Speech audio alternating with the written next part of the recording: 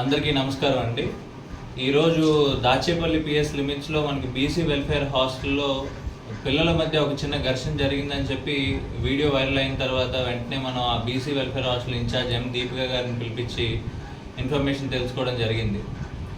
అందులో ఇప్పుడు మీడియాలో ఏదైతే వస్తుందో ఇది ర్యాగింగ్ అని అట్లానే ఇదంతా కూడా వైరల్ అవుతుంది. బట్ ఇన్ రియాలిటీ అది ర్యాగింగ్ కాదు, ఒక ప్రేమ విషయంలో వాళ్ళ మధ్య జరిగిన ఘర్షణ. ఇందులో ఏదైతే జరిగిందో వెంటనే మేము విక్టిమ్ మైనర్ బాయ్స్ ఎవరైతే ఉన్నారో వాళ్ళని పిలిపించాము. వెంటనే కంప్లైంట్ కూడా తీసుకుంటున్నాం వాళ్ళ ఫాదర్ దగ్గర నుంచి. అట్లానే victim as well as accused కూడా మన దగ్గరే ఉన్నారు ఇప్పుడు so far.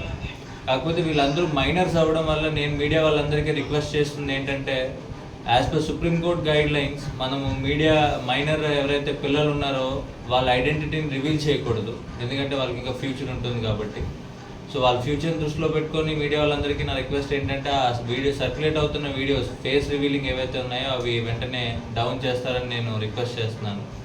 At the same time complaint తీసుకొని ఇప్పుడు ఎఫ్ఐఆర్ కూడా రిజిస్టర్ చేసి వాళ్ళకి ఇష్యూ చేయడం జరుగుతుంది.